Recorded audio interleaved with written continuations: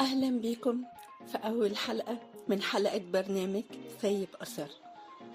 في لحظة كده مرت علينا كلنا، تبص لحد تضحك له من بره وترجع تبص لنفسك وتسأل هو أنا ليه مش زيه؟ ليه شكلي مش كده؟ ليه حياتي مش ماشية بنفس السرعة؟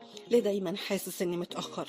والمقارنة تبدأ بهدوء، نظرة، فكرة، مقارنة بسيطة، وبعدين تتحول لحمل تقيل على القلب، تخلي رضاك عن نفسك يتهز وتخليك شايف النقص أكتر من اللي عندك. بس يا ترى هو كل اللي بنشوفه حقيقي؟ هو احنا بنقارن نفسنا بشخص ولا بصورة مرسومة بعناية؟ في الحلقة دي من سايب أثر هنتكلم عن المقارنة، ليه بنقع فيها وازاي بتأثر فينا، وازاي ممكن نرجع نظرتنا لروحنا من غير ميزان الناس. خد نفس ويلا بينا. كنت أعرف واحدة شاطرة جدا في شغلها، ناجحة ومحبوبة، بس دايما حاسة إنها مش كفاية.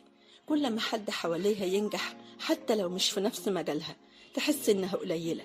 كانت تقول أنا بحاول بس بحس إني ما بعملش أي حاجة ذات قيمة مقارنة بفلان أو علان. والأزمة إنها كانت بتقارن نفسها بأشخاص ما تعرفش عنهم غير الصور اللي اختاروا يبروزوها، بس ما شافتش تعبهم، قلقهم، جهدهم، لحظات فشلهم. ومع الوقت المقارنة ما حفزتهاش، بالعكس خنقتها. المقارنة جزء طبيعي من طبيعة البشرية، لكن لما تتحول لأسلوب دايم في تقييم ذاتنا تتحول لعبء نفسي كبير. في نوعين من المقارنة: مقارنة بناءة بتخلينا نستلهم ونتعلم ونطور من نفسنا، ومقارنة هدامة بنقيس نفسنا بمقاييس غير منطقية، بنشوف الصورة من بعيد وننسى التفاصيل اللي مش باينة. المشكلة مش في إن غيري ناجح، المشكلة إني فاكر إن النجاح له شكل واحد، بس الحقيقة كل واحد ليه سكته، ليه ظروفه، ليه وقته اللي هينور فيه. ساعات تبقى قاعد مع أصحابك وتسمع حد بيقول أنا كل ما أدخل السوشيال ميديا بحس إني في سباق وإني دايما خسران. أو نبقى قاعدين في شلة بنات ألاقي بنت بتقول أنا أهلي بيقارنوني بأختي اللي اتجوزت وأنا لسه كأني أنا اللي متأخرة. أو بسمع حد تاني بيقول أنا لما بنجح بحس إن في غيري أنجح مني فنجاحي بالنسبة لي بيكون ملوش قيمة. اللي قالوا الجمل دي مش لوحدهم، إحنا كتير.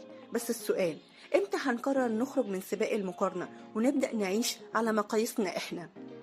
أنت مش فاشل لأن حد غيرك نجح، أنت مش قليل عشان غيرك عنده حاجة أنت لسه ما وصلتلهاش.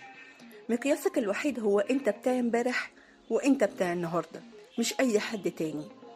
خد وقتك وافتكر إنك بتمشي بطريقتك بخطوتك مش بطريقتهم. وكل ما تيجي تقارن اسأل نفسك هو أنا بعمل كده ليه؟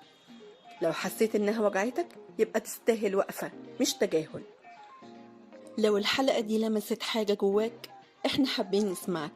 ابعت لنا على السوشيال ميديا بصوتك، بكلامك، حتى بجملة واحدة، وقول لنا ايه اكتر موقف حسيت فيه ان المقارنة وجعتك وازاي اتعاملت معاه.